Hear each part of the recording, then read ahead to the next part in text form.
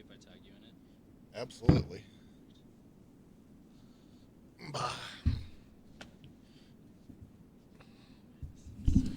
So yeah, I all of this was a work in progress. I started with this soundproofing here, and then I was just going to use that for the background, and it was black and white, and I was just going to have it be random, and then I couldn't get it to look good, so I went from black and white to all white, and then it started to yellow.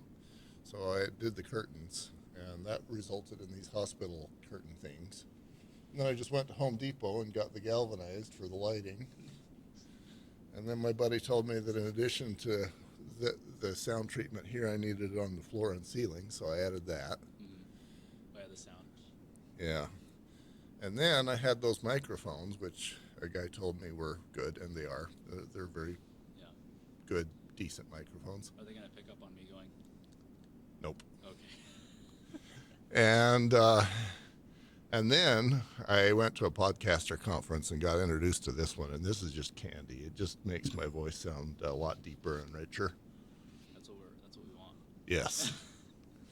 So this one goes to that lower unit, and it gets rid of all the S's and does a whole bunch of magic, and then sends it up to the red one, which is both you and I. And that one levels out the peaks and brings the lows higher, compresses the sound. So instead of this, you got more this, and then it goes into the computer, gets recorded. Let's see how we're doing here. I'm doing okay. How am I doing? You need to get closer. Move the mic or move the chair? Whatever makes you more comfortable. How about now? Yeah, get your lips about 4 to 6 inches away from the microphone. Okay. So. Yeah, and you can always do this. Oh, there we go. So do that however it makes you happy. Is this better? It is. Keep talking. Better, better, better, better. I need to turn your volume up Good. just a smudge.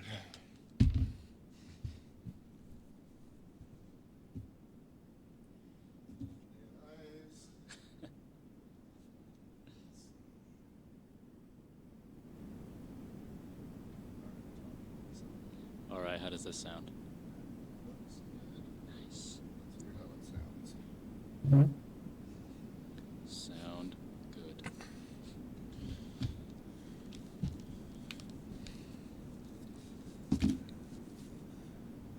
Man, there's a lot of background noise. I wonder what that's all about. Sounds like there's a river running. All right, go ahead. Oh, is that the lake or the? Yeah, I don't know what that is. Maybe it's. Let me just check here. No, you're good. What is?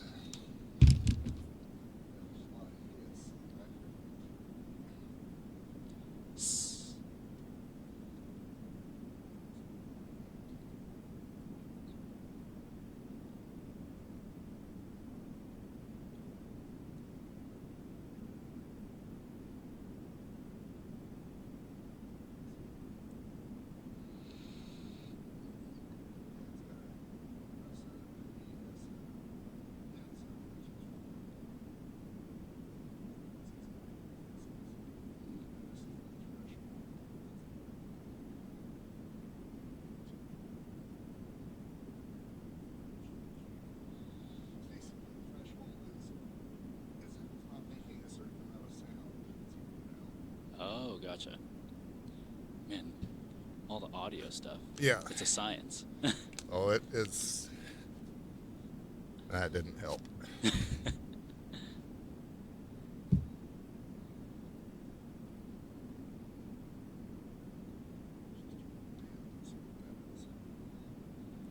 Anything, anything, anything, anything.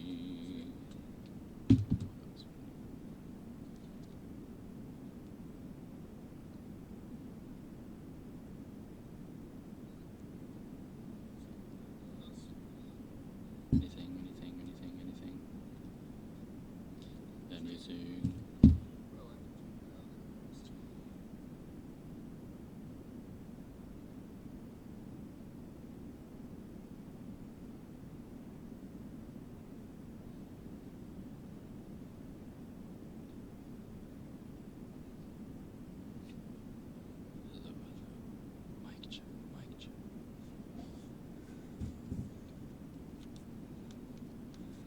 Okay, talk to me.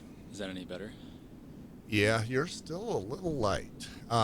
You'll want to just put that microphone. I have a pretty quiet voice. Yeah, It's not super loud. That's sounding better. Okay. Wish I knew what to do about that river running right next to the house. Okay.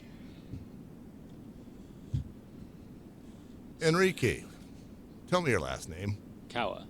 Cowa. Mhm. Cowwa. Almost. It's technically spelled Cahua, but I always tell people think of a cow and then Okay. So that would be spelled Kahua if you're spelling it English. Exactly. Okay. And in Spanish the H is silent. So Cowa. Yep. And you're from Peru. Yeah. And yeah, that's a ways away. Yeah, it's pretty far. Pretty far. Let's get the guys to just know a little bit about you, and then we're gonna go dark. No, yeah, I mean, I love that. Yeah. So you're the ripe old age of 20 something. 25. Yeah. 25. Yeah. And tell everybody how we met. Whew. So we actually met. It was fantastic. So we met just at the Dirty Dough corporate franchise training. That I don't know. I guess for me it was just you just seemed like a super kind, sweet guy. When you first walked in, I was like, "Who is this guy?" And then I saw you getting close to like your wife, and then I was like, "Oh, they're all in like probably the same group." But I think what really like just clicked was just being able to talk with you and how easy it was to talk to you and how knowledgeable you were and just different areas of your life and how you were just a very straightforward person. For me, I don't like it when people try and beat around the bush. Same with me. Like I'm very much a straight shooter, and I love it when I meet people who just are confident in who they are and who will also say it as it is, as well. Yeah, my daughter was dying. She is. Of course, it's your job when you're a dad to embarrass your kids, and we're going into this venture. You and I are both Dirty Dough franchisees. Yep. And so I think it's a rule that if I say anything, that it embarrasses her. That means you're doing a good job. Yeah, that's right. And my philosophy in business is that if you can get somebody to complain, that's fabulous. Yeah. Because what I learned in the research is that if 25 people have a bad experience, one of them will tell you if you're lucky. Yeah. And so that one guy is a gold mine, or one woman, because he can tell you how to improve your business, how to improve your bottom line, but only if you let him. Right. So you could walk away from an experience and say, man, that guy was a jerk. Or you could walk away from the experience and say, man, I'm glad I got that information today. 100%. So I tried to be both. I tried to be the jerk and the one who helped them to. And that's, I think, another thing that's incredible about you is that you have found the perfect balance, because typically what I run into, especially at my age, still people don't want to take me seriously. They look at me and they're like, oh, this kid looks like he's 21. People think that I'm still in high school sometimes. And I'm like, no, I'm 25. And, they typically won't take me seriously because of that. But what I like about you is that you've found that balance, because typically those people who don't take me seriously, they're either really, really big jerks, for lack of a better word, or they just, like you said, they don't say anything. They're kind, but they don't say anything to help the business itself. To help the business. And let's talk about the business. What is the business for you? With Dirty Dough? What are your businesses presently? Yeah, so right now, so I guess to back up a little bit, so I did 5 years of door-to-door pest and solar, and that's kind of what helped me be able to, I guess, gain the capital, for lack of a better term, for all these different things. So I started off in real estate because I had a lot of people I worked with that's what they invested in, and there was a guy that I knew where I used to work, and he had over 100 rental properties as a 30-something-year-old. And that to me was like, you know what, I want to be like that guy, because real estate just made sense. I have my real estate license, but I don't use it for, I don't advertise myself. I just use it to help buy properties. So that's kind of what I got into at first while doing the door-to-door pest and solar.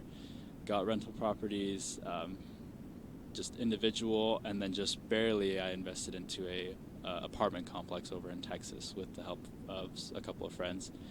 So Uh-huh. I did that, and then I also just started looking at other things to invest in. The Topgolf and the one that's getting built up in Vineyard, I have 5% in that, so not too much, but Nice. just another investment there. I was driving past that yesterday, and that is a nice facility. It is super nice.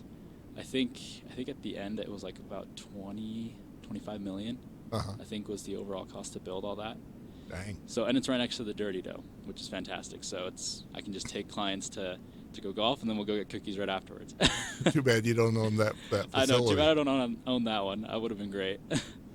But yes, I just got into it really young, at the age of 20, when I came home from serving in an LDS mission in Dallas, Texas, and came home and just started, just doing sales, and that helped me get those properties until eventually, just fairly recently this past year, I actually transitioned over to becoming an insurance broker for businesses.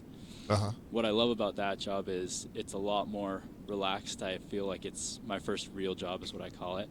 And that allows me to be able to connect with businesses, because I work specifically with businesses to help give their employees their health insurance. Right. So that's what you're a health insurance agent for businesses. Correct, as well as handling their commercial lines too, so like general liability and workers' comp. Okay, so I'm going to try and see if I've got this list in my head. You've got the insurance agency. You've got the apartments in Houston, or was it Dallas? Dallas area. Dallas. Grand Prairie. You've got the 5% share of $1 billion in the Top Golf. What else have you got cooking? Let's see what else. The Dirty Dough. The Dirty Doughs, obviously. Uh-huh. I'm gonna be taking over the current one that's in Pleasant Grove, and then I'm gonna be adding a few more in California and the San Diego area.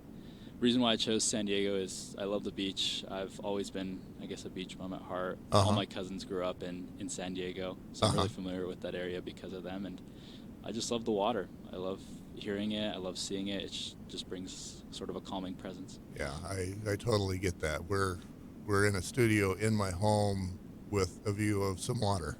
Oh yeah. And that doesn't feel bad. Best, in my opinion, best view in Utah. Seriously. Yeah. I've thought so, perhaps too. If you ever sell your home, let me know. So at 25, you have accomplished, I'm going to say, more than I will in 3 lifetimes. No, that's... And I am wondering, and I think 1,000 guys who are listening are wondering, how the heck? Because you have no disadvantages, no problems, right? Yeah, there's nothing working against you. I mean, it's interesting that you bring that up, because I've always felt that I've had everything working against me. Right. Tell me about that. Tell me everything about everything working against you. Yeah, I mean, is this where we get dark? Is that what? If it goes dark, then this is where we get dark. We'll get darker. Yeah, so for me, again, so I immigrated from Peru when I was about 2 years old with my sister and my parents. We came here the right way, did it legally, did it like I said, completely the right way. It took us 15 years to finally become U.S. citizens. Oh, I am strongly resisting the urge to have you talk about the wrong way, but we'll not do that today. I was like, long story short, advocate for doing it the right way. It works. It just takes a while, but you save so much stress and headache and hardship doing it that way. Oh, I bet. But so yeah, immigrated here. Grew up in Springville, Utah. Okay. Growing up in Springville, Utah, it was very much very heavily populated, not only LDS, but also just very, I guess, like white community, lots of farmers. It isn't what it is today. Like the house that I grew up in, behind me was a huge farmland. And now there's just homes and homes to where you can't even see the mountains anymore, which is really sad because I loved that home growing up. Did I necessarily love growing up in Springville? I would say no. The reason why, and I guess this is where, to answer your question of opposition. So growing up, I was pretty much the only Latino in my school. If there was other ones, I must have missed them, but elementary school, junior high, I was pretty much the only, kindergarten, I was the only Latino. And then when I went into high school, that's when I started to see a couple more Latinos. The only sad part was that the stereotype for the Latinos in Springville High School were the ones that would typically sneak out of class, go smoke weed, do drugs, and not accomplish anything. So the second I went into Springville High School, I felt like 99% of my professors and teachers there kind of saw that as well. They kind of saw me as, all right, this is just another Latino that's just going to, he's just going to ditch class and he's going to just smoke weed outside the school. Because historically, that's what it had been. So I remember, again, completely growing up, all my friends were just white or Navajo. Or Navajo. Which was funny because one of my best friends growing up, he was Navajo. And we were able to click really well. And even my friends that I had that were white or American, I was able to click with them well too. But going through high school, these professors, they would look at me and I could just see it in their eyes, just this like I'm not going to focus on you. I'm not going to prioritize you because really I don't see you going anywhere. And to me, that was really heartbreaking. And there were lots of times in high school where I would just go home and cry, and because I felt like I didn't belong there, as well as just go home and just beat myself up because, again, I just felt like I was so out of place. I didn't feel like I belonged there. So I had a choice there. I could either choose to just fall into that stereotype that people already assumed of me, or I could choose to prove people wrong. And this is kind of like where my story begins, is I chose to prove people wrong. So my entire high school, I graduated with a 4.0, took several AP classes, and I finished, I believe, third in my class. Nice. So it wasn't valedictorian. My best friend actually ended up becoming valedictorian. But I was finished third at Springville High School of a class of over 450 graduates. Yeah, if you're the valedictorian is chosen based on grades, and if you've got the same 4.0 as anybody else, how do they choose the valedictorian? So, great question. This is actually a story, and I still am good friends with my friend who was valedictorian. So he will never admit to this, but he lied to me, and he took one more AP class than me. And because he took that one more AP class, they considered him one step higher. One step higher, yeah. So that's how I lost. And then the girl who was salutatorian, so second, or historian, salutatorian, she also too just took one more AP class than I did. So that's what happens, because here in Utah we don't weigh it. Right. Unlike in California where you can have like a 5.0. Here it's just 4.0 is the max, and then they'll look at your grades that you had in your AP classes. Right. But straight A's. And it wasn't until I graduated with those straight A's that I saw my professors. They actually shook my hand and they actually respected me at that point. And from then on out, I was like, man, in order for me to prove myself, like I have to prove myself. It's not like where I can just walk in and people automatically respect me. Mm-hmm. So it's been kind of like this lifelong journey of just wanting to earn respect from people and having to prove to them. Because with me, I will respect you the second I meet you. I might not say too much, but it's because I'm kind of reading you. With sales and with boxing, you're reading people a lot. So at first I might seem like a very serious person, but I'm just reading you. It doesn't mean I don't respect you. I do respect you. I'm just kind of getting a feeling for you. But what's sad is, again, I feel like I always have to prove myself before anybody will respect me. And that even shows today. So again, just wanting to prove people wrong, and that starting in high school, and then ever since then, through my sales career, through these investments, I've always just wanted to prove people wrong. And that's kind of what gets me motivated. That's kind of what wakes me out of bed, is just wanting to break out of that stereotypical mold that I think a lot of Latinos have as well. Yeah, you said you went home in high school, and it was high school, right? Mm-hmm. And it was high school you were getting the A's. Mm-hmm. But I guess it was probably the beginning of the semesters or the terms that you're talking about, where the teacher would look at you and you could see that he thought you were going to be the bottom of the class. Yeah. Wow. Yeah, that's... and for the most part, too, like in those AP classes, I was the only Latino in those AP classes. Sometimes there'd be one other person with me, but that was pretty much it. Yeah. So. Yeah, that's a life I have not lived. I would walk into the room and everybody would go, "Yeah, here comes the nerd." That's not a bad thing. Yeah. Yeah, I often talk about how in junior high, in order for me to get some money, because my dad started Geneva Steel as a clerk, and 30 years later he finished Geneva Steel as a clerk. Wow. Wouldn't make a lot of money, so there wasn't a lot of money for me. So my way of getting money is to take the 40 cents that I was given for lunch and spend 4 cents on milk and pocket the 36. Wow.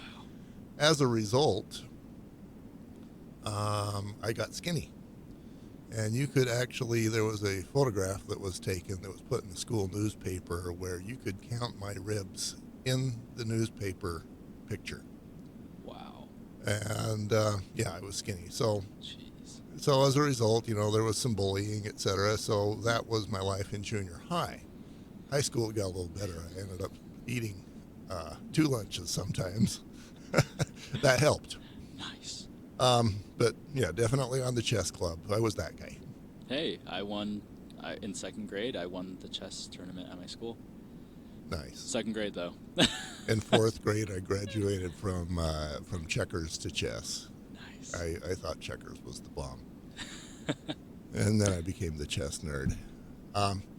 So that's cool that you used that. I mean, you could have gone down the road that so many others have and just said, well, they think I'm going to lose, and I'm a brown guy, so that's an indication that I'm going to lose. Mm-hmm. And if they think I'm going to lose, then I'm going to lose, so let's lose. Right. You didn't do that. You probably know some people who did. Mm-hmm. Yeah, I mean, again, pardon to interrupt, but one of the biggest things is my fear was that I would just stay in Springville as well. Uh-huh. And the people that I know that still live in Springville, and this is no offense to them, but they haven't done anything with their lives. They're just stuck there, and they'll always be stuck there. That was one of my biggest fears living in Springville, is because so many people did that. Uh-huh. So the second I could get out, I got out. Nice. Mm-hmm. What's the difference between, and let's name the guy. What's the difference between you and maybe one of your buddies, white, black, or brown, or yellow, green? I don't care. Yeah. Who took the message you're going to lose and accepted it? Let's call his name Fred. Okay. So what's the difference between your thinking and Fred's thinking? You probably have a person in mind that meets that description. 100%. What's the difference between you and Fred? I think there's several factors. Uh-huh. I think one of the first things are parents. Okay. For example, the friend that I'm thinking of, his parents really weren't there for him. Okay. They really weren't supportive in the things that he did, and when I would hang out with him, I hardly ever saw his parents. They were usually just at home alone. I was very blessed, in my opinion, to have both parents. Yes, my dad worked a 9-to-5 job doing software, so he is the biggest geek ever, and he's been doing that his entire working career. Mm-hmm. My mom, in order to help bring that income, she would clean houses when we first got to Utah, when we first started here.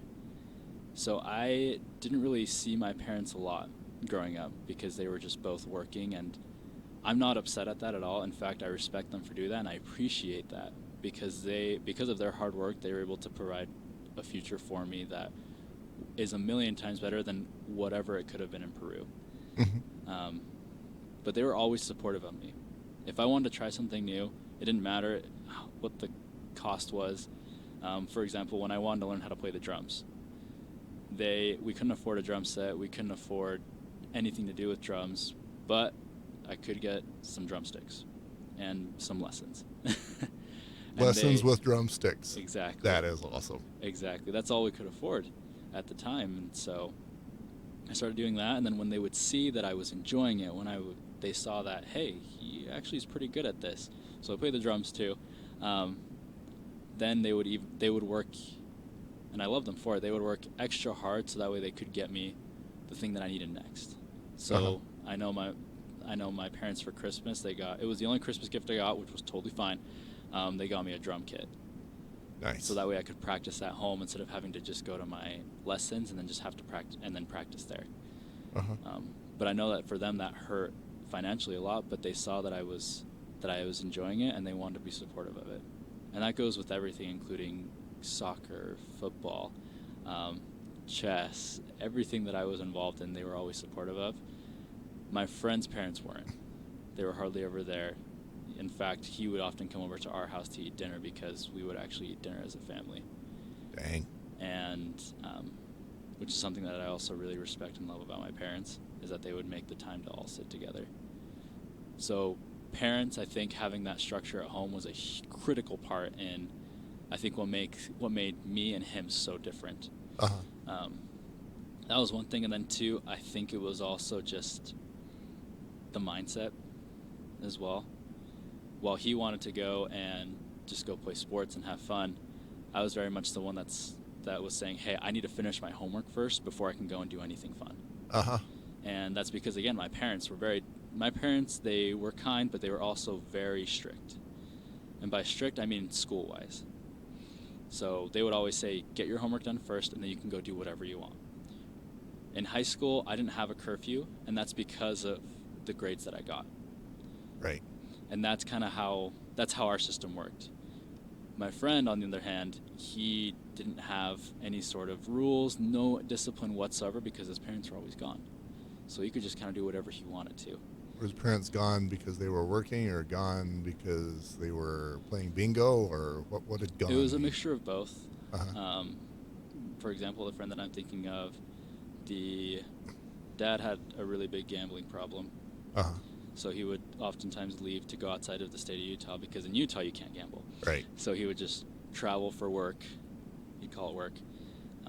When I knew, and I'm pretty sure he knew too, that he was just off gambling all of their money that they had. Right. So that was something that was really hard for them, and again, that's one of those key differences. I think just tying it all back, I think it all comes back to the parents and the people that I grew up around. So my parents, and then just growing up with people who, again, I was scared because I didn't want to become like them. So I tried to figure out, okay, what are they doing? I'm going to do the opposite of it if it was something that I didn't agree with. But then I would also try and surround myself with friends who were up there. So, for example, my friend that was the valedictorian, I would spend so much time with him because I wanted to be like him, because he was very smart, very disciplined, very hardworking. Yeah. And I think this friend, I was kind of his only good influence. And then the rest of his friends were just kind of like him. Kind of like him, meaning?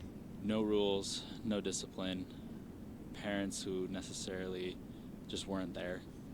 So here you've got valedictorian dude and salutatorian female, you said, right? Where are they now?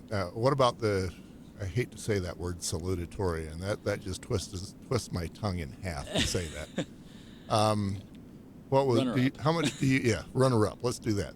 Tell me about her. So I actually didn't know her too well. Okay. In high school, and I'm not too sure what she's doing right now. All right, let's leave her off the table then. Okay. Let's just talk about valedictorian dude. We'll call him Val. Yeah. Keep my tongue from wearing out. Totally fine. So Val, he has the brains you do. Bigger brains, but he took one more advanced class. He had the lack of rules. So the brain power happens whether or not, well, that's not true. I was going to say the brain power happens whether or not your parents are there, but no, the parents are a huge factor, massive. Right. His parents were always there, and his parents were strict too. Where's he at now? So he right now is in the Marines. Okay. But because of his brains that he has, he was able to skip a couple. I don't know how the military works 100%, but he was able to jump up a couple classes. I think it's what it's called. Just being not only an Eagle Scout, but also because of the brains that he had. So right now he's working to become, I think, a lieutenant, a commander. Just, because he plans to be in the Marine Corps his whole life, just wanting to serve our country that way. Yeah. And it's interesting that you bring him up and you want me to talk about him more, because it kind of segues into kind of like the choices that we make in life. Yes, go there. Because he was valedictorian, and again, I was third in class. We both went to BYU. I got my degree in chemistry. He was working for his mechanical engineering degree. He got married his first year at BYU. I didn't. But he made choices along the way that caused him to not only be kicked out of BYU, but also have all these different problems because of just certain choices that he made that I won't go into, but just choices that he made. He made choices that got him farther away from the goal or farther away from what he wanted to be. I tried to make choices that were always getting me one step closer. Right. So, in a sense, if you look at it kind of like a straight line, I was going on this straight line. He was trying to go on this straight line, but because of the choices that he made, he started veering off more and more and more. And it wasn't until just recently that he's starting to come back to that line. I think the Marine Corps for him was excellent in bringing him back to that line, but he still has a lot of work to do in that sense. So, I feel like I should mention the iron rod, but that won't mean a lot to. So, he had his dark moment that probably taught him something. 100%. I had, and when I was in high school or in college, I decided to do the engineering route, not because I had the brains for it, but because Mom said it would pay. Yeah. So I did civil. It was the dumb version of engineering. And we had one guy, Dave Jorgensen, who just brainiac. And he, we all knew that no matter how hard any of us studied, he was going to be the one that got the A on the test. Yeah. Oh, I know those people. I have my fair share of people that I know that same way, and it would upset me every time. There was once in an English class where I got a better grade than him, and it was probably one of the highlights of my existence. Because I guess he was the math guy, and apparently I had better luck with the language. Yeah. Who would have thought? Yeah. But anyway, he ended up choosing the Air Force, and we thought he was absolutely insane because we were making the big money, $24,000 a month or a year, and he was making like 17 plus military benefits. Turns out we were the idiots. Yeah. He's retired. He's been retired long since and doing quite well. That's good. And I love that man. Something else I was going to mention is you said that you did drums. Yeah. And as the engineering student, and because it was so hard, especially for me, we all decided that college was unfair because us poor engineering students were the smartest ones and had to work so much harder than everybody else, and we were superior in all ways scholastic. Then I go through life, 10, 20 years, and I find out that the smartest people I run into are always the musicians and the artists. And we must have grown up in two different eras. And definitely the smartest of the people that I run into are the ones who are musicians or artists and engineering types. Those are the guys who are just like whole nother level. Yeah. So I'm, even as the engineer geek, I'm all about having kids be in the arts, but especially music. I agree. Having both those aspects, I think, are super important, and just, I know we might get off the topic a little bit, but just in brain development too, because instruments kind of help you like know how to do things with your hands, and then kind of school helps you to learn how to do things with your mind. Right. And I think if you have both those strengths, it helps you be able to do pretty much anything. Got the right brain going. I've got and we're definitely off topic, but I've got a nephew who was a great saxophone player, something like that, and he just decided that he had all kinds of people wanting to do that. He knew it would be a hard life, so he became a doc, and now he's making big bucks. But yeah, that's off topic. So let's you used the fact that people expected less of you Mm-hmm. as a motivation for you to do more. Yeah. Would you say that was a blessing for you? What would the white version of Enrique be looking like and doing right now? I think I would probably be doing something very similar, and here's why. Okay. Because yes, proving people wrong, huge motivation for me. Uh-huh. But my, I guess, underlying motivation is just always wanting to be better each day, just than who I was yesterday. Uh-huh.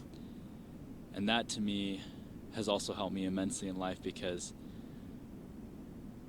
I also have this problem sometimes still, Uh-huh. where I see somebody and I'm like, man, he looks really successful. What do I need to do in order to kind of be like him? So I still oftentimes will fall into this comparison while I want to compare myself to people, Uh-huh. which, again, it can be good and healthy to a certain extent. Mm-hmm. But I know for me, there have been so many times in my life where I've taken it to the extreme. Yeah. When you compare yourself, you will always lose. I ran into a guy that I was interviewing down in Puerto Vallarta. Oh, yeah. We were on a rewards, Federal rewards thing down there. And the hotel was not top-notch, but it was nice. And he actually looked at that hotel and beat himself up because he's like, I want to own this hotel. Why don't I own this hotel? I need to own this hotel. I'm not successful enough. I want this hotel. Jeez. Yeah. Talk about, comparing yourself, and then also when you do that, it's killing your self-esteem. Yeah. Mm-hmm. Yeah. I think us men are all good at that. Whenever 100%. I go into neutral mode, and for us guys, that's a lot of the time. Yeah. My demons come and they give me all kinds of evidence of why I'm a complete failure. Yeah. Let's talk about you being a complete failure. Yep. That's... Well, I was like, well, hopefully you got a couple hours. Oh, man. I guess that's kind of where my life has been recently, is just me feeling like a complete failure. And again, I think that started back in high school as well. Uh-huh. Is although I had this motivation, there's also that dark side. I think every human being has some sort of dark side to them. Mm-hmm. It's whether or not we can contain it. Define contain. What do you mean contain? So, for example, what we were just talking about, how feeling like a complete failure. Uh-huh. There were so many times in high school that I just felt like a complete failure. If I didn't get 100% on that test, I felt like a complete failure. If I asked a girl out and we ended up not being boyfriend and girlfriend, I felt like a complete failure. If just silly things like that. And what I would do is, again, I would just curl up in a ball and just kind of cry on my own. And I don't think it's something that my parents even know, so if my parents listening to this, sorry. And then just getting stuck with that. So when you don't contain it, not only does it reflect on you, but other people can see that. And what I noticed too is that you start to treat other people like the saying, misery loves company. Right. When you're sad, it just drags people down. It's a lot harder for people who are happy to bring up a sad person than it is for a sad person to bring down a happy person. So that's kind of what I mean by containing. So one of the things we often talk about in nearly every podcast is how when us men have something crappy happen to us, we shove it in. It goes down the gut, into the stomach, somewhere into the intestines, somewhere near the poop, and it just stays there, and we just cram it down and cram some more down. And I don't love the word contain, but it's probably what you did, because that's what all of us do. We shove it down and until there's no more room to shove. It's like a trash compactor. Yeah, and then it just blows up. And then it blows up at the wrong time. Yep. And so I kind of love that you use the word contain, even though I hate the word, because containing is probably not the most healthy way of managing it. Right. When you did manage, when you did more than just shove it down, was there a moment when you took those kind of feelings and dealt with them in some sort of a way successfully? Yes. So, I mean, I'm probably going to take this drink because I feel like in order to answer this question, I need to provide some context to it. Okay. So yes, although we were talking, and I know you, Garth, you're so kind. You're always like, you're so successful, and um, it almost felt like for me it came at a price. So, for example, I was always hard on myself. I remember in college too, I was just super depressed because for me personally, going to BYU, I felt like an outcast again. Just because I would walk throughout the entire campus and I wouldn't see any sort of Latinos on any posters whatsoever. It wasn't until I went to the BYU YSA that I kind of called them out for it. And then a couple months later, they started having more diversity in their posters and their advertisements and everything. But again, just from an early age, I was always just super hard on myself, and I just would struggle with, honestly, just depression, anxiety, and stress because I was always trying to prove a point. I was always wanting to be better than everyone else because I felt like I needed to. And that wasn't because of my parents, it was just because of me. It honestly just came down to me just wanting to be better than everybody else, which can be a bad thing. And for me, it was. It was a bad thing at first. So going through that, just being super hard on myself and wanting to, at times, to even cause harm on myself because I felt like I wasn't doing good enough. I recently got divorced. I was only married for a year and a half, and I remember when I was dating this person, I was absolutely, I was head over heels. I was 23, 22 years old. So for Provo, Utah, that's pretty old. True. Because all my friends, all my roommates were married, and I was this 22, 23-year-old on campus, still single, and people would look at me like I was weird. Yeah, I got married at 23 there at BYU as well. And I have something to add to that, but you continue. Okay. Yeah, I was like, don't forget about it because I want to know. So, I started dating, and one of the pressures, too, was like, okay, like I have to get married soon because everybody else is, and what happens, at least in Provo, or at least I feel like in BYU or in Utah in general, once you get to this older age of like 22 and up, your social group becomes so much smaller because all your friends are getting married, and they'll only hang out with you if you're like married because you don't want to go and just hang out with them because it's awkward. Or they start having kids, so then that means they have even less time to be able to. They're in a different world. Exactly that. They're in a different world. So dated this individual, we got married. We're married for a year and a half, and to me, I still have to go to therapy for this, but at first I felt like it was entirely my fault. Like the reason why she filed for divorce was because it was all my fault. I wasn't the person that she wanted me to be, and I was just so focused on work, and that's where that containment, I think, also comes into play. It's just I was more focused on my work and being successful than I was in my own relationship. And after talking with therapy, like that wasn't the only thing, but it was definitely a factor in it. And I don't want to say it wasn't my fault at all because it was. There definitely is a part that I think it takes two people, right? For sure. But I remember when she filed for it, I got into a really, really dark space. I guess kind of like my story is she filed for it, and I was just so depressed, so sad because I did actually care about her. And I was just super depressed that one day I just wrote, we were separated, not divorced yet, but we were separated, and I wrote a little letter, and I left it on my bed because I was just staying with my parents because I needed that emotional support. Right. So I remember one night I just couldn't go to sleep. It was like 12 or 1, and I just decided, you know what? I'm done with this. I'm done with life. Don't want to do this anymore. I don't like being here. I hate it here. If this is what life is, I don't want it. So I wrote a little letter. I left it on my bed.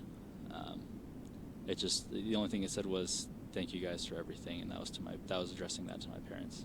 I love you guys. And then I was leaving. I have a toy golden doodle, and he knows that when I open the garage door to not run out. And for some reason, when I opened that door, he immediately got right out in front of me and sat right in front of the door, and he wouldn't move. And he listens to me, but he would not budge, would not move. I had to go pick him up, and he's a toy golden doodle, so he weighs 15 pounds, but he would just not move. I had to go pick him up to get him out of the way. But I got in my car, drove up to Squaw Peak, parked my car over a cliff, just to a point where all I had to do was just lift my foot off the brake. It was in neutral, and it would have just gone down, and it would have looked like a total accident. Your method was better than mine. Yeah. And then at the same time, too, my dad had a gun, and I took that from him as well, and so I had that in the car. And I was just so low, so depressed, and I put the gun to my head and I pulled it. As you can tell, I'm still here. Yes. I say unfortunately because in the moment I thought how unfortunate that the safety was on. I had handled guns my whole life, just through scouting and through just what I believe, and so it was really, at the moment, it was really disappointing because I thought, man, I can't even do this one thing right, because everything in my life was falling apart, and I was like, well, taking my own life, I thought I could at least do that, and I couldn't even do that right. So I pulled the trigger, the safety was off, and I just remember just sitting there crying because I was just so sad that didn't even work. What got me to go down from there was I called the suicide hotline while I was up there and talked to, I believe his name was Joe, for about an hour. Pretty much telling him how horrible my life was and how I just did all those things and it didn't work. And he just kind of talked me down to where he convinced me to just go home and just go to bed. And I had turned my phone off, and by the time I turned it on, I had about 52 missed calls and about 100 text messages. Whoa. Mm-hmm. All from parents and siblings. Uh-huh.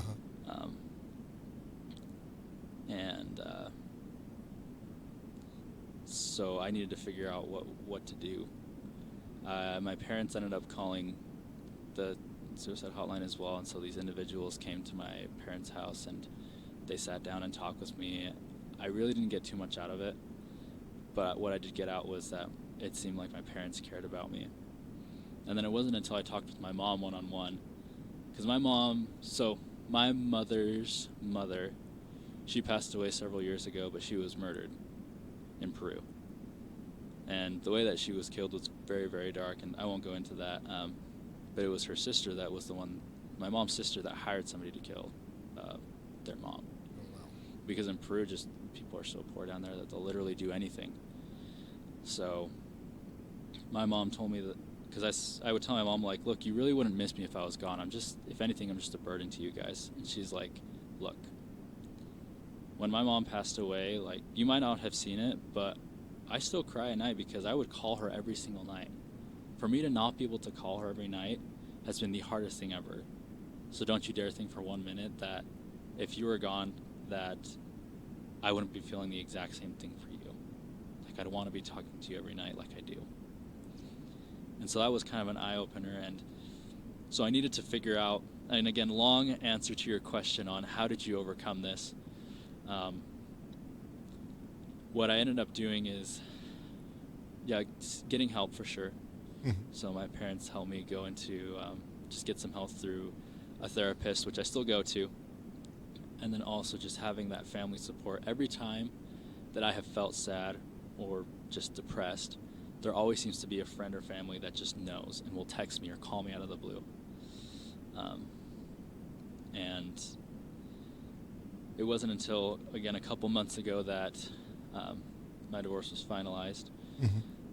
And I remember all those emotions that I had came rushing back. I felt like I was finally in a good place, and then all of a sudden it came back. And I realized that the things that I was doing before weren't working. So I needed to figure out something new, because that exact same feeling of, I don't want to be here anymore. I hate being here. If this is life, I don't want it. I don't want it anymore. Coincidentally, one of my really good friends, his name is Tay. He is from Louisiana. Black guy that I work with, one of, honestly, my best friends. Isn't a member of the church, but honestly, he has more knowledge, and I've grown closer to God through him because of just his knowledge and how open-minded he is. And he said, hey, come to my kickboxing class. He didn't know that my papers had just come in, that my divorce was finalized. And I said, you know what? Sure. Because in my head I thought, I either go to this class or I'm going to go kill myself again, or Mm-hmm. try to kill myself again. And hopefully this time I'll succeed. Right. This time I'll take the safety off. Exactly. This time I'll double check that to make sure it's off. And I love how we can just kind of, I know it's a serious thing, but I love being able to kind of like laugh about it because it helps me emotionally too. Just know like it was stupid. Like what was I thinking? But it was real in the moment. But now I can kind of look back at it and say like, you know what, it happened, whatever. I think one of your angels actually put it back on without you noticing. Maybe. I still to this day do not know how that safety was still on. I call them your committee. Yeah, 100%. And so I went to his kickboxing class, and sorry if I get, I'm an emotional guy sometimes, so. Be emotional, man. Doesn't cost me anything. Perfect. Doesn't cost you anything either. Perfect. So I went to his kickboxing class, and I got punched in the face really hard. And that's what made me, I don't know, it was in a sense relieving. I felt so free after that punch. And that's what made me fall in love with boxing. I felt something when I got hit because this whole time, from start of when this divorce was starting to the end of it, I couldn't feel anything. It's like I was numb to everything. But getting punched in the face, all of my feelings that I had came back. And although it hurt, I thought to myself, at least I'm feeling something.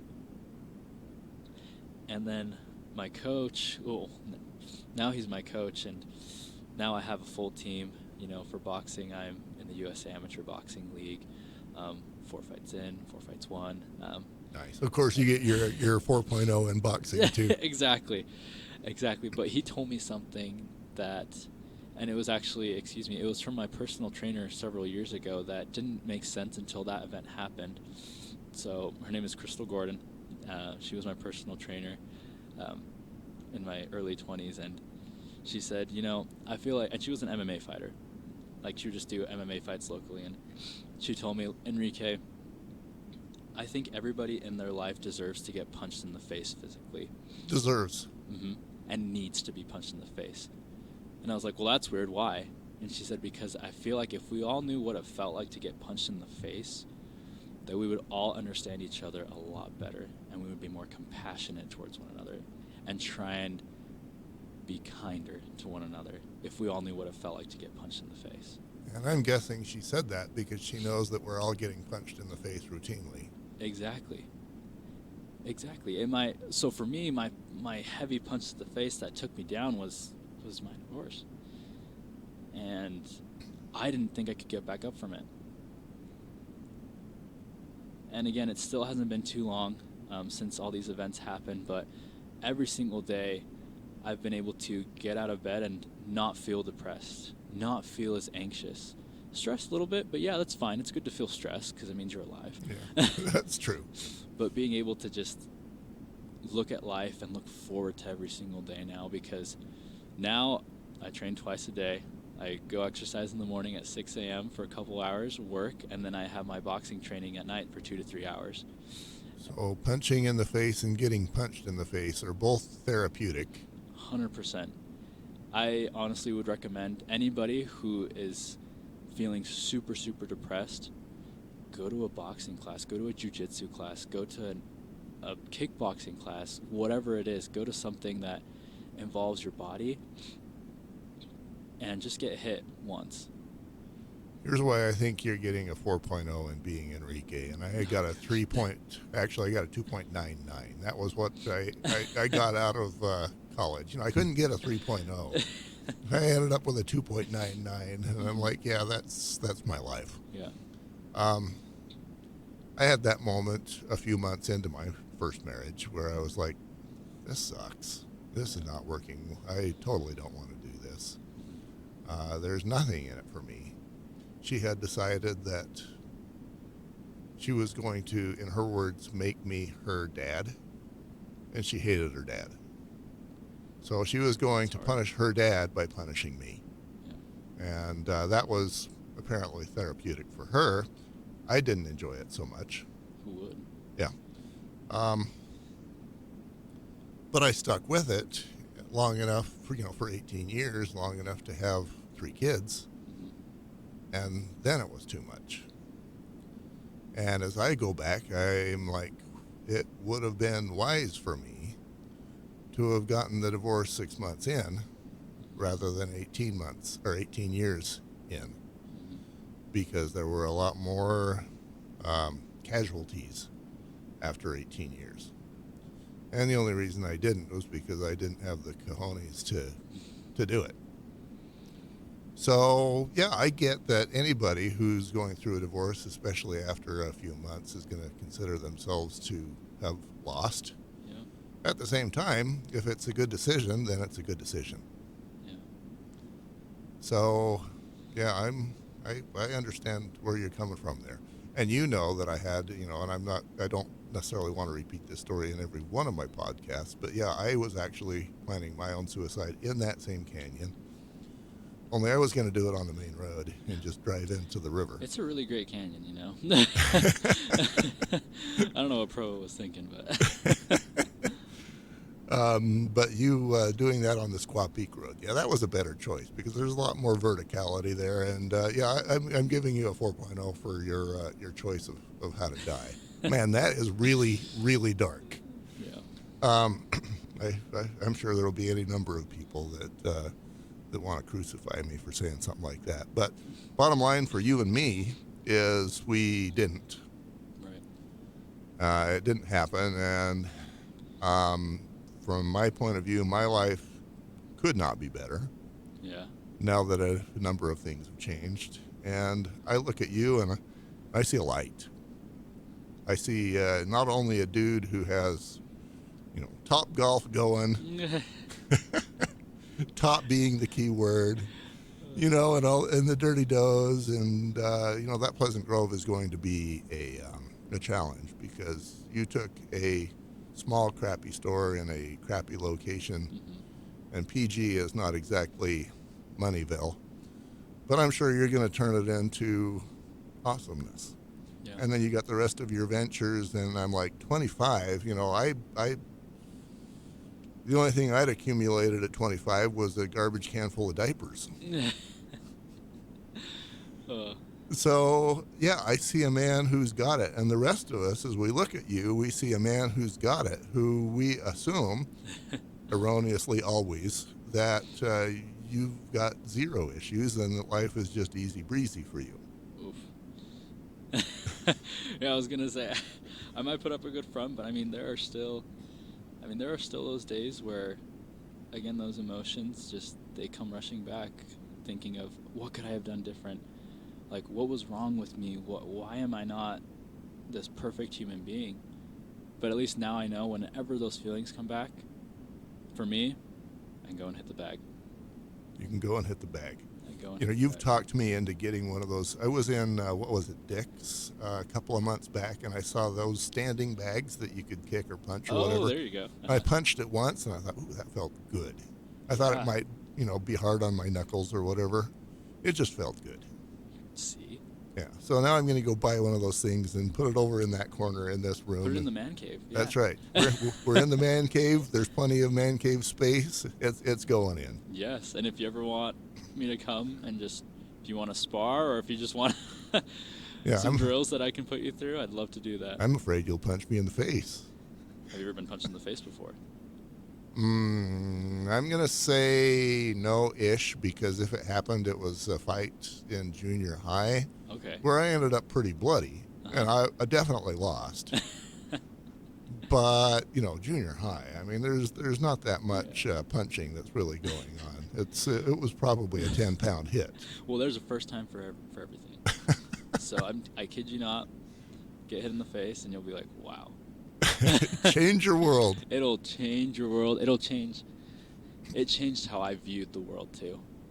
Because now, instead of comparing myself, I kind of just think, I wonder what that guy's going through that he's not showing, and how can I help him?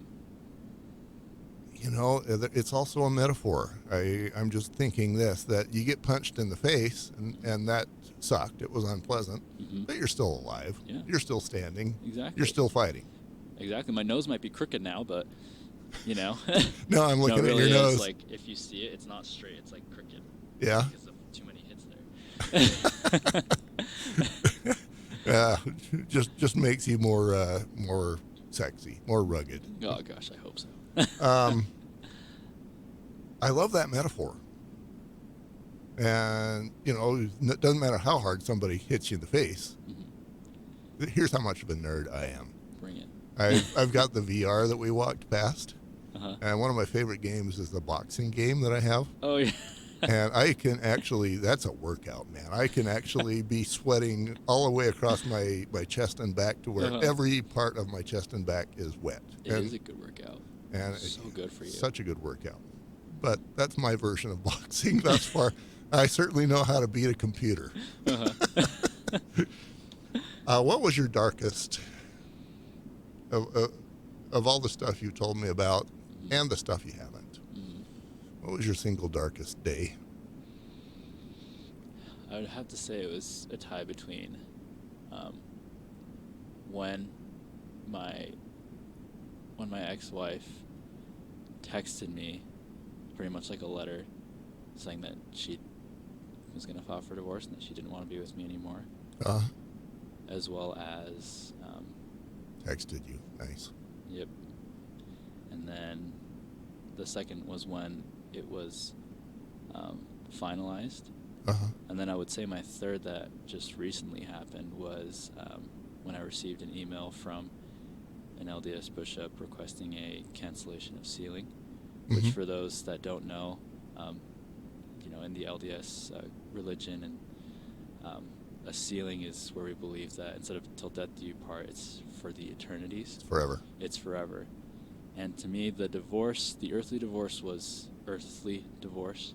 It hurt a lot, but that one hurt a hell of a lot more. And that was recently. That had to have been a matter of weeks or months ago. Exactly. And those were all dark. I'd say those are tied for top three. Tied for top three. And the way that I felt, I wouldn't wish it upon like my worst enemy, because of how hard and how awful you feel as a human.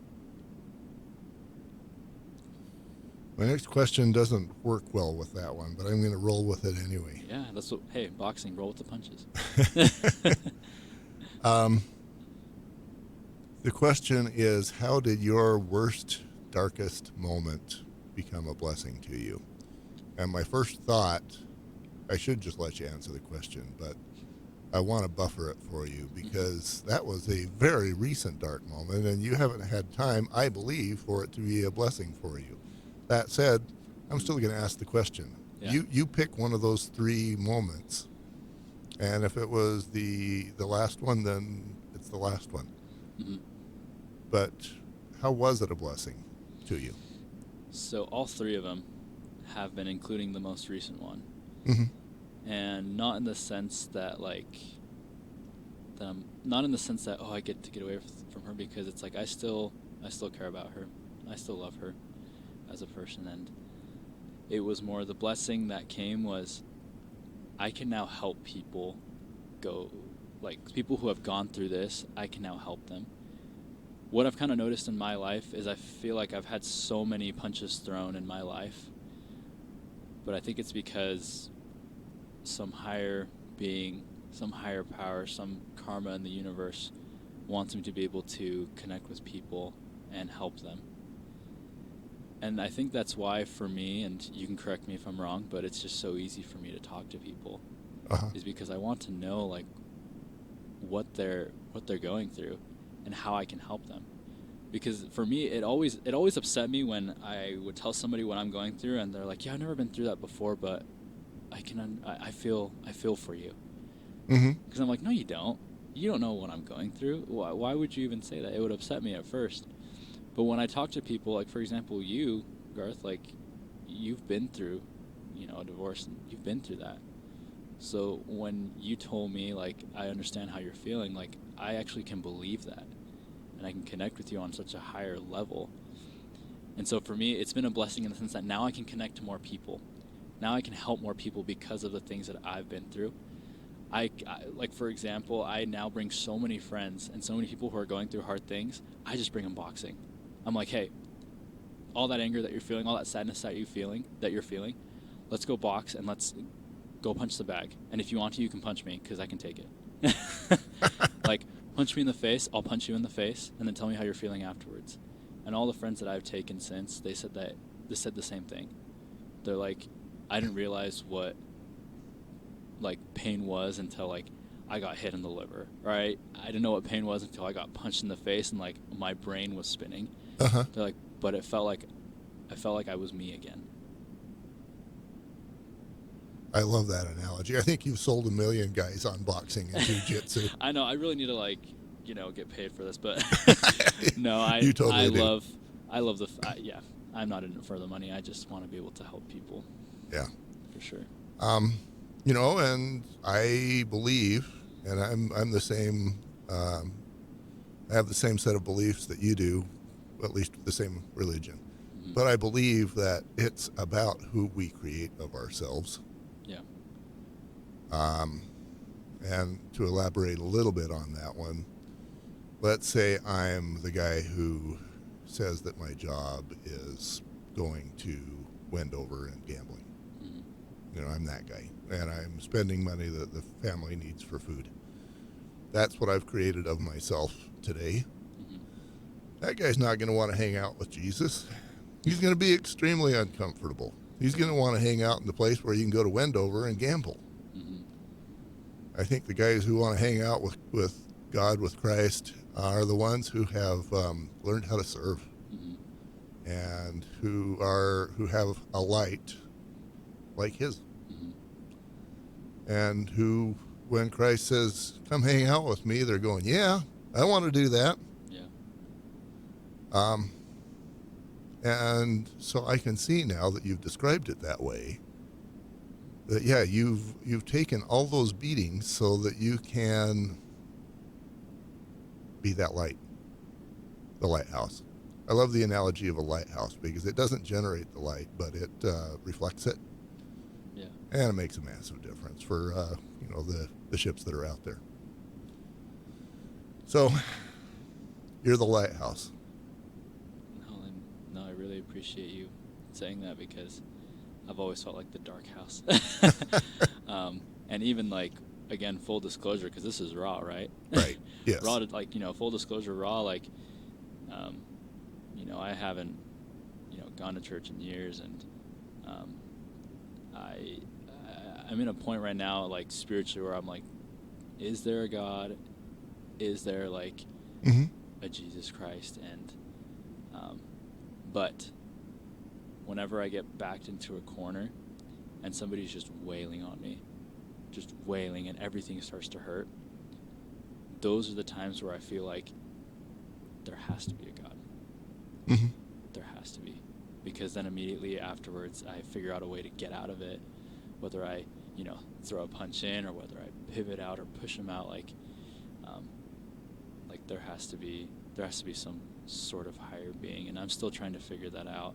And this is coming from a guy, again, I was raised in the LDS church. Uh-huh.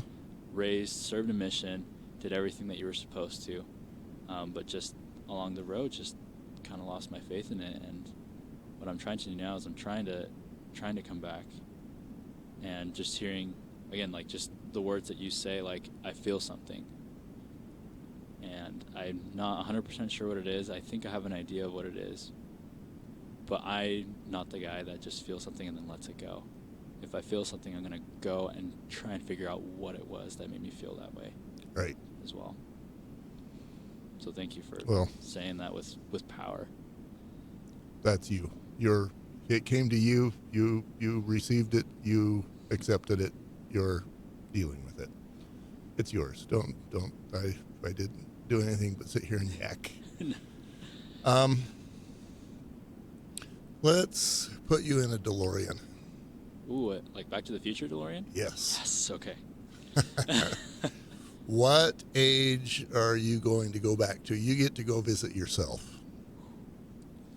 And how many minutes are we giving you? Is it 1, 2, 5? Are we going to spend a whole day with that youngster? What age are you going to go back to? How long are you going to spend? And what are you going to tell that kid? I think I would only need like a minute. Okay. I would go back to, I think 11-year-old me. Okay. And I would tell him, every choice you make starting now is going to affect you for the rest of your life. It's okay if you make some wrong choices, but always try your best to not only pick the good choices, but then the wrong choices, make them right. And the wrong choices make them right. How do you make a wrong choice right? That's a good question. I guess there's several different scenarios. So like, let's say you hurt someone. You hurt someone's feelings. You hurt someone emotionally. What are you going to do to make that right? Mm-hmm. Are you going to apologize? Are you going to make up? Give them something? Be there for them for the rest of their lives? Like, how are you going to make up for that mistake? Or if, let's say this wasn't me, but I'm just talking about an example. Like, let's say you took a drink when you were 16 or 18 years old and now, you're addicted to it. Uh-huh. What are you going to do in order to stop doing that? Or what are you going to do to make it right? Are you going to call, AA? Are you going to go to AA meetings? Are you going to look for friends that will help you through that? Or are you just going to let it just continue and not do a single thing about it? Right. So making those wrong choices right. Here is one of the examples that proves I'm a jerk, and it's one of the most common ones that my demons come to me with. Hey, we all have those. I was about your age, married.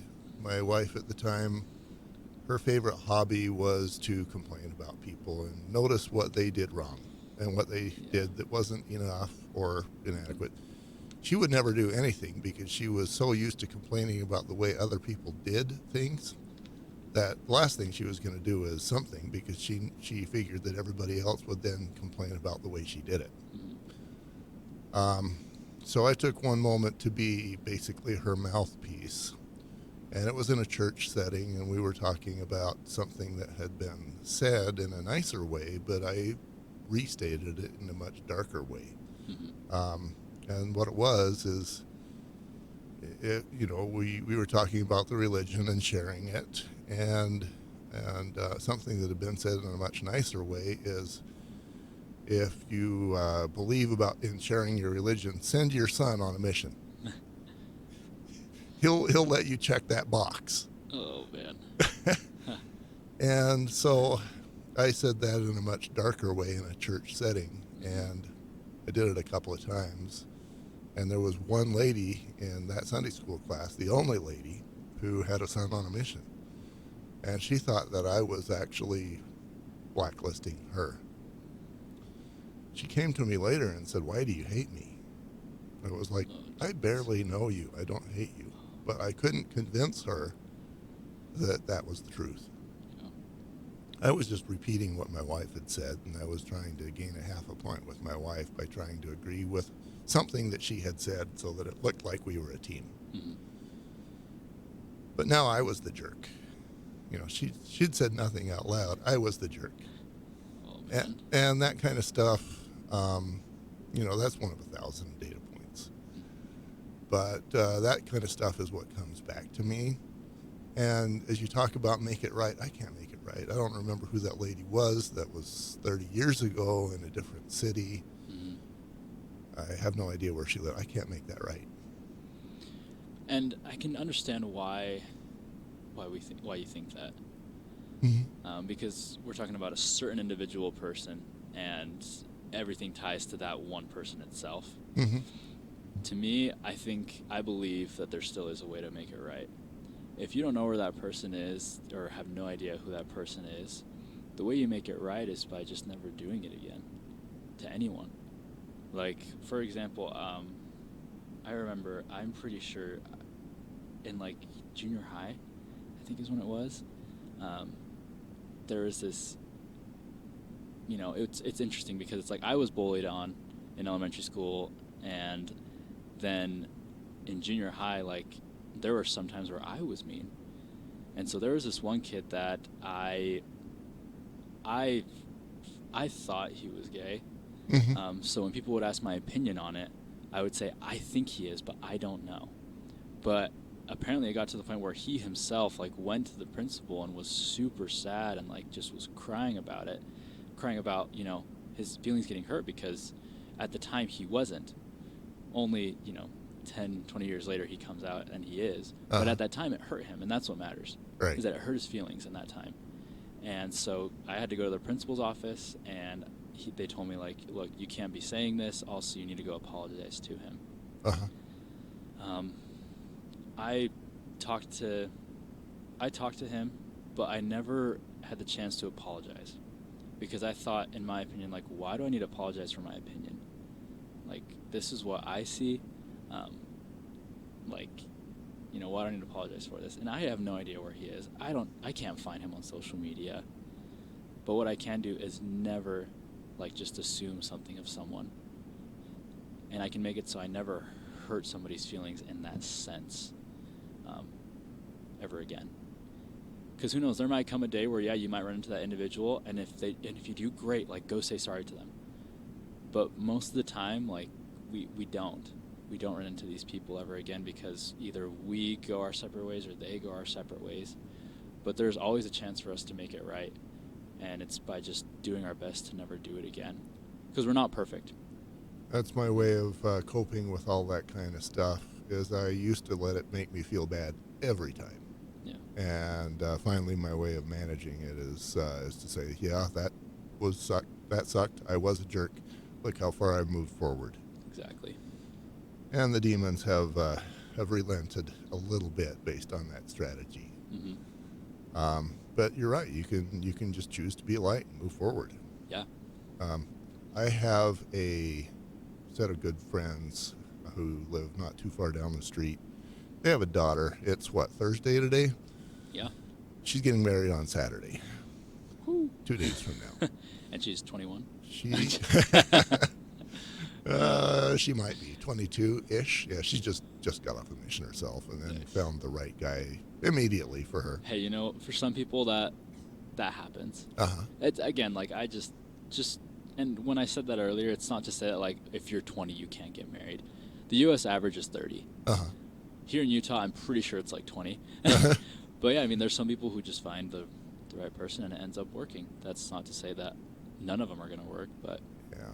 She might be 22, 23, because she started later, and then she had some issues getting out there.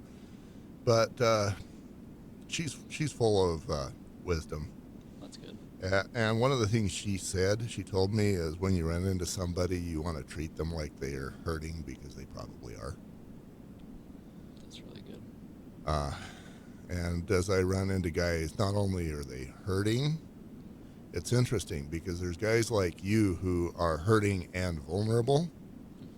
And then there's the guys who are close friends who are hurting and will not talk to me.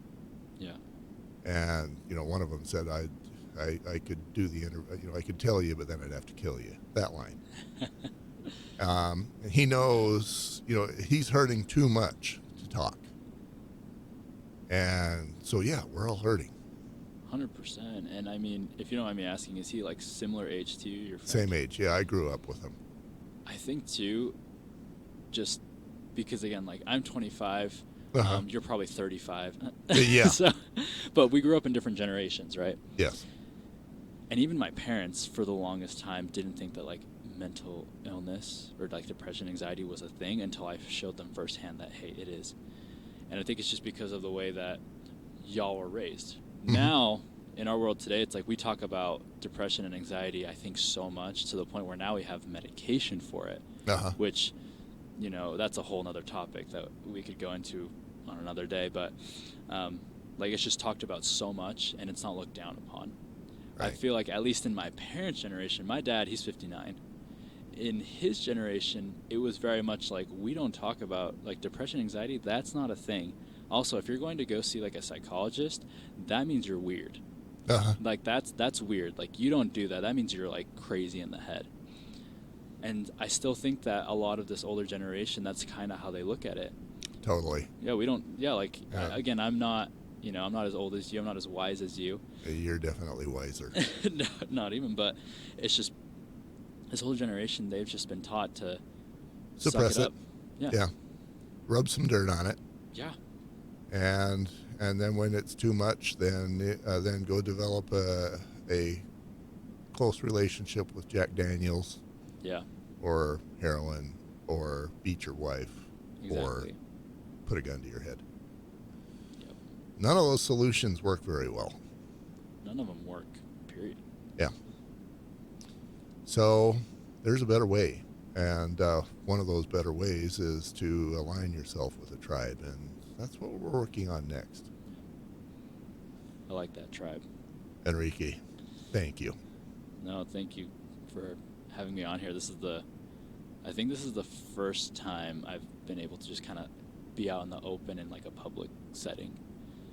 So I appreciate it, and it's been relieving to me. It actually feels good. So thank you for giving me that chance to, I guess, feel good. I'm going to cut it right there. That's awesome. Wow. You're one of my favorite interviews. This is cool. Like I said, this is my first like raw podcast that I've ever done. Because the other one I did was just business. It was like real estate, and I was just like, okay, I have to like act a certain way. I have to like look presentable. But this was really cool. Yeah, it's you would think. Another time when my demons got to me as I was starting this, they were like, "You're going to be talking about dark stuff all the time. You're going to go dark. You're just going to be a dark person. You're going to hate your life, and you'll die." And I was like, "Man, do I really want to do this?" And I really want to. But there's a lot of light here. There isn't. Well, I think the way that it works is because you get into the dark stuff, but then there's always like a light at the end of the tunnel, and that's how you end it off. Is we end off with light. Because if you were just to like, let's just talk about this dark stuff and let's just end it there, then it would be super depressing. But you go into it, you say, well, what did you do to like get out of it? Or even if somebody wasn't, you would probably, knowing the person that you are, or at least from what I've seen in the past 48 hours of you, you're definitely the guy that would get that person to open up and like try and help them. Here's another confession: is I had my demons telling me, well, the first few interviews I did, they cried, and then I did. Okay, I wasn't the only one. Where they didn't, and I was like, I'm losing it, and I was like, do you really need a person to cry to validate yourself? But no, I think a person crying means that I've made the setting safe enough that they feel like they can. Yeah, I mean, I definitely felt safe. I definitely felt safe for sure being here, and I think another thing too to keep in mind is that some people like don't express it that way. My dad, he has only ever cried. I've only ever seen him cry once in my entire life, and that was when my grandmother was murdered. That was it, and it was just like one single tear, and that's it. Wow. Because that's not how he expresses his emotions when he feels something. When he feels something, he kind of like gets kind of straight, gets a lot serious, and then we'll start talking, but very like clearly and precise. That's how he expresses his emotions. Yeah, we all suck at it. Some of us less than others. Yep. I'm a crier, so. Oh, he gets it out. That getting punched in the face or punching. Yeah. It occurs to me that maybe your grandma, the one that got murdered, she might have been the one that put the safety back on. Julie talks to dead people a lot. I have some gifts in that category, but I'm nowhere near where Julie is. Julie's your wife's name? Yeah. Okay. Whew. I was like, how did you know my mom's name? Because my mom's name is Juliana, but we call her Julie. Really? Yeah. But, that's another good story. So we, on the 25th of this last month, we were trying to put this Manalizing tribe together, the first one. And I am going to ask you if you want to join or lead a Manalizing tribe. I would love to. I think what you're doing is so important, and And I was with a friend last night who's a girl, and when I told her the title, she's like, "Oh my gosh, is this like some like podcast that like has to do with like men and like Andrew Tate type stuff?" And I was like, "Absolutely not. It's about men and mental illness and being real." And she was like, "Oh, I've never heard of anybody trying to do that before." Yeah, So I'm like, Garth, genius. But and there is a guy who's like, let's see, I forget the name of the podcast, but he basically interviews men who are successful. But that's very different than this. But anyway, Todd, I had interviewed him. You'll want to listen to his. But the 25th of October was a very rough day for him. He'd had a couple of his friends die, and that was a day in a week where every year he gets suicidal. And so we decided to do something for him on the 25th. And we went down to my neighbor's place, who actually has a bowling alley in his neighboring house. Nice. And I was setting up the bowling, just putting everybody's names in, and because I'm an idiot, I do something stupid with the name. Only in this case, I only did something stupid with his name. So I'm like, okay, what can I do with Todd? So I changed it to Toddler, and we started bowling. We finished bowling, and we went back up to eat, and I asked him to just say whatever it was he wanted to say. And he says, there's only one person in my life who's ever called me Toddler. And it was this guy who died. And I go, yep, he's here. He's honoring you. And, he started to cry. And Todd is a man's man. He's got the man's body. He's ex-cop, ex-military. Oh, jeez. Teaches guns and knives for a living. That's awesome. And it's cool when stuff like that happens. It definitely is. Like, again, like with religion and stuff, like still trying to figure out, things there, and I definitely go out and drink with friends, and but I've definitely, like, this past Sunday was the first time I went to church in a really long time.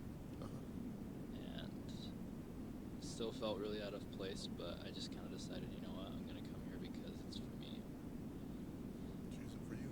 Good on you. That's brave. Instead of anybody else. And again, although people, like, they would come up to me and they'd say, how old are you? Or 25? Like, why aren't you married yet? And it still happens a lot. And I'm an open book, so I'll tell them, like, I'm divorced, and then they'll never talk to me ever again. Interesting. Maybe because they... Why I say a word, so. Oh, okay. Well, but then they're not your person. I think that's the best way to describe it. Is like, well, not my person, but there's something else that was going to say with that. I was losing my hair when I was 22. That was obvious. I actually decided that was an advantage. Yeah. I think it is. Like, I think people who are bald look like bosses. I will never be bald.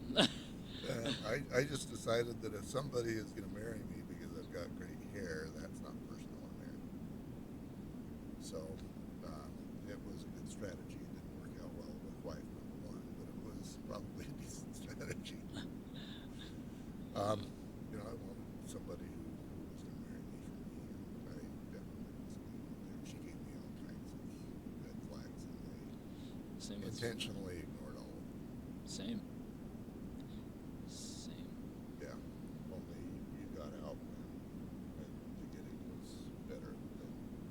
I think your choice is 1,000 times better. Well, yeah, and I mean, I know you say choice, but it's like I really didn't get to choose any of this. Because she's the one that filed for it. I didn't want to. Well, she's the one that requested the cancellation, saying I didn't want to. And you dodged a bullet. I don't know. Maybe let's go down this road. Let's assume that she's correct. Let's assume that she made a sane decision in ditching you. What do you have to learn? If she's right,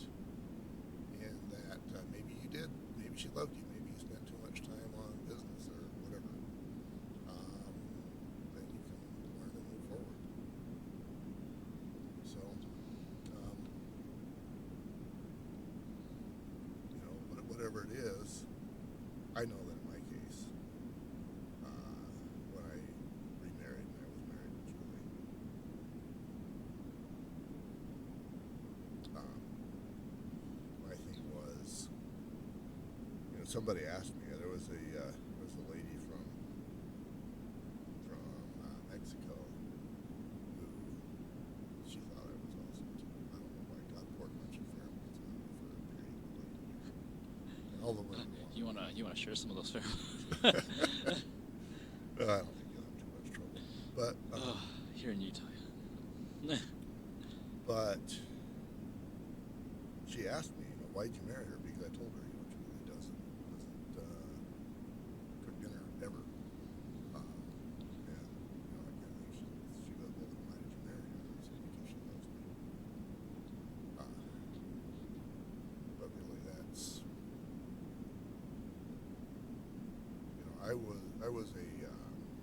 was a willing victim in my first marriage. I mean, she treated me like her dad, and I allowed her to do it. I never gave her the moment where it was like, look, I'm not okay with X, Y, and Z. I need you to change those things, and you can choose not to change them. But if you choose that route, then I've got some choices. And I never gave her that moment. Instead, I went along with it, took the hits, and then finally one day just walked out of the way, and she totally surprised and devastated and all of that. And 20 some odd years later, she's just a shell of me. She can hardly speak. Jeez. So, why am I telling you that? It's, I don't know, take what you can get from it. I'm going to turn things off. No, you're good. I'm gonna stretch.